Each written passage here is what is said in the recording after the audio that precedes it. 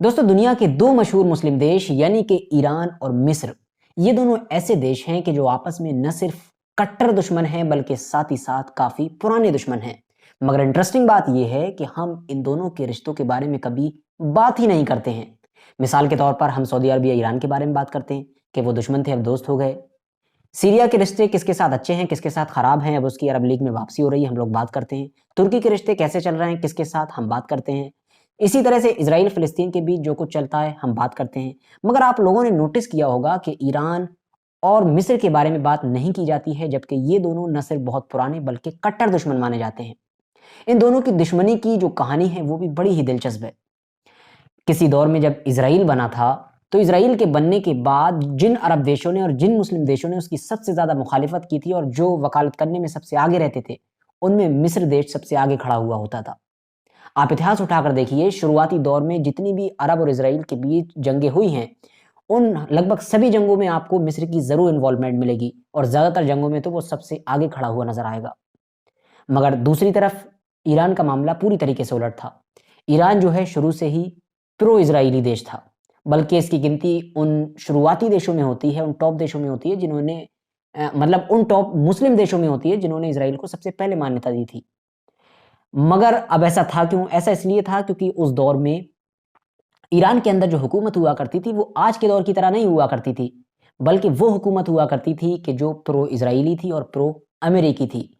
रज़ा Pahlavi वगैरह जैसे leader तो ऐसे थे कि जिनके बारे में ये माना जाता था कि वो भले ही ईरान की गद्दी पर बैठे हुए थे, मगर वो जो भी फैसला लेते थे वो फैसला उनका नहीं बल्कि ऊपर से आया करता था, यानी कि उनकी पॉलिसीज यूएसए के अंडर ही में चला करती थी और उससे पूरी तरीके से प्रभावित हुआ करती थी। अब जाहिर है दोस्तों, जब एक कंट्री प्रो इसराइल और प्रो अमेरिका थी और दूसरी कंट्री एक्सट्रीम लेवल की एंटी इसराइल और एंटी अमेरिका थी, तो इन दोनों के बीच रिश्ते समान होना नामुमकिन बात थी। दोनों एक दूसरे के दुश्मन थे। मगर फिर हालात धीरे धीरे बदले और जो ईरान देश था उसमें इस्लामिक क्रांति आई और वो शिया मुस्लिम सल्तनत कायम हुई जिसको हम लोग आज के दौर में देखते हैं। उस दौर में भी मिस्र की तरफ से ईरान का खुलकर विरोध किया जा रहा था, इस्लामिक क्रांति को गलत बताया जा रहा था। ये जो शिया मुस्लिम सल्तनत कायम हुई थी और ये जो सिस्टम कायम हुआ था, इसको भी गलत ठहराया जा रहा था। अब आप लोग सोच रहे होंगे कि अभी तो मैंने आपसे कहा था कि पहले मिस्र जो है वो एंटी इसराइल होता था, इसराइल का सबसे बड़ा दुश्मन होता था। अब जाहिर है जब ईरान में भी वही लोग आने वाले थे कि जो इसराइल के साथ दुश्मनी लेने वाले थे, तो इन दोनों को दोस्ती कर लेना चाहिए थी। लेकिन नहीं दोस्तों, क्योंकि जिस वक्त पर ईरान में बदलाव आ रहा था, ईरान में इस्लामिक क्रांति आ रही थी और वो हुकूमत हमेशा हमेशा के लिए अलविदा कह रही थी कि जो अमेरिका के अंडर में काम किया करती थी, एट द सेम टाइम मिस्र के हालात बदल चुके थे। मिस्र में अब वो हुकूमतें आ चुकी थी और ऐसा पॉलिटिकल सिस्टम बन चुका था कि अब वो इसराइल के साथ दोस्ती कर रहे थे, उसके साथ बहुत सारे शांति समझौते कर रहे थे, बल्कि उसकी हर मामले में मदद किया करते थे। और यही वजह थी कि जब 90 के दशक में ईरान में इस्लामिक क्रांति आई और हुकूमत का सिस्टम बदला, एक नई सोच वाले लोगों की वहां पर एंट्री हुई, तो मिस्र उसका खुलकर विरोध कर रहा था। फिलहाल इन दोनों के रिश्ते कभी भी ठीक नहीं हो पाए। हल्का फुल्का उछाल आया, कभी गिरावट आई, मगर ठीक नहीं हो पाए। हाँ, ये बात क्लियर थी कि जैसे जैसे वक्त गुजरा, वैसे वैसे जहां एक तरफ ईरान इसराइल का सबसे बड़ा, सबसे पुराना, सबसे कट्टर और सबसे ताकतवर दुश्मन बनता गया, तो वहीं दूसरी तरफ मिस्र जो था वो इसराइल का सबसे पक्का मुस्लिम देश, सबसे पक्का मुस्लिम दोस्त बनता चला गया। और आज हालात ऐसे हैं कि आप आसानी के साथ इस चीज को नोटिस करते होंगे कि जितना पक्का दोस्त इसराइल का मिस्र है, उतना पक्का कोई भी दूसरा मुस्लिम देश नहीं है। चाहे कोई भी मामला हो, फिलिस्तीन से जब भी झगड़ा होता है, कौन मीडिएटर बनता है? हमेशा मिस्र ही बीच में आता है और उन दोनों के बीच शांति करवाता है, क्योंकि एज अ मुस्लिम फिलिस्तीन के साथ उसकी हमदर्दी है, उसके अच्छे रिश्ते हैं, और दूसरी तरफ इसराइल से भी वो अपने अच्छे रिश्ते बनाकर रखता है, बाकायदा उसके साथ हर चीज़ में इन्वॉल्व रहता है। मगर दोस्तों, अब ये सारी चीज़ें बदलने जा रही हैं। एक बड़ा बदलाव आने वाला है। क्यों आने वाला है? ये बदलाव भी इसीलिए आने वाला है, जैसा कि हम देख रहे हैं कि मिडिल ईस्ट में पिछले 6 से 7 महीने के अंदर सब कुछ बदल चुका है। एक तरीके से पूरा सिस्टम ही उल्टा पड़ चुका है। वो मिडिल ईस्ट के जहां पर अमेरिका और इसराइल के ग्रुप का दबदबा रहता था, अब वो अमेरिका और इसराइल के हाथ से निकलता हुआ दिख रहा है। आपने देखा होगा कि किस तरह से चाइना ने अपने इन्वॉल्वमेंट के जरिए से सऊदी अरबिया और ईरान जैसे जो कट्टर और पुराने दुश्मन थे, उनकी दोस्ती कराकर पूरी दुनिया को चौंका दिया। सऊदी अरबिया के जो हमेशा इस चीज़ के लिए क्रिटिसाइज किया जाता था कि वो यमन में जुल्म सितम कर रहा है और वो जंग को उसे ख़त्म करना चाहिए, उसने अपने आप आगे बढ़कर बिल्कुल शांति समझौता कर लिया, जंग ख़त्म कर दी। सीरिया जैसा देश कि जिसके ऊपर पता नहीं कितनी क्रिमिनल चार्जेस लगाए जाते थे और इतना उसे क्रिटिसाइज किया जाता था पूरे वेस्टर्न वर्ल्ड में, और सारे अरब देश भी वेस्टर्न वर्ल्ड की वजह से उसे क्रिटिसाइज करते थे। अब उन्होंने उसके साथ न सिर्फ अपने रिश्ते बहाल कर लिए बल्कि उसको अरब लीग में एंट्री दे दी है और वो बाकायदा दौरा कर रहा है। अब सारे देश बढ़ चढ़कर उसका स्वागत कर रहे हैं। कुछ ही दिन पहले अभी खबर आई, आपने देखा होगा कि जो फिलिस्तीन के मेन लीडर हैं उन्होंने चाइना का दौरा किया और वहां पर जो चाइना का मेन लीडर है यानी कि शी जिनपिंग, उन्होंने बहुत ही बढ़ चढ़कर गर्मजोशी के साथ उनका स्वागत किया है।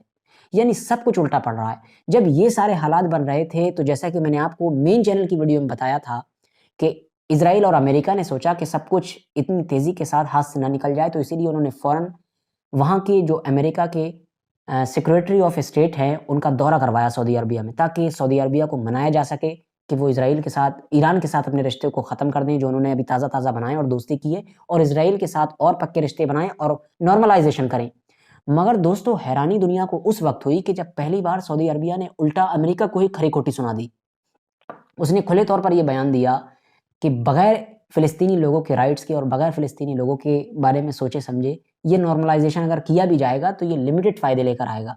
यानी कि उन्होंने फ़िलिस्तीनी लोगों को ही शांति समझौते की चाबी करार दिया है। इवन अभी कुछ दिन पहले ही एक डॉक्यूमेंट के ज़रिए से खबर वायरल हुई है कि पिछले साल जो सऊदी अरबिया के प्रिंस हैं यानी मोहम्मद बिन सलमान, उन्होंने अमेरिका को धमकी दी थी। ये बात अंदरूनी तौर पर दबी हुई थी, किसी को नहीं पता था, लेकिन बाद में खुलकर आई है कि उन्होंने धमकी दी थी और उन्होंने कहा था कि अगर हमारे खिलाफ कोई भी एक्शन लिया जाता है तेल कटौती के मामले में तो फिर हम भी अमेरिका के ऊपर सैंक्शन लगाएंगे और हर वो कदम उठाएंगे कि जिससे अमेरिका की इकोनॉमी को नुकसान पहुंचे। ये पहली बार हो रहा था इतिहास में कि जब दुनिया अमेरिका जैसे देश को, और वो भी सऊदी अरबिया जैसे देश की तरफ से, इतनी बड़ी धमकी देते हुए देख रही थी। अब ऐसे ही हालात जब ऑलरेडी बन रहे हैं तो अब इन सारे दोस्तियों में और इन सारे रिश्तों में एक कड़ी और जुड़ने जा रही है।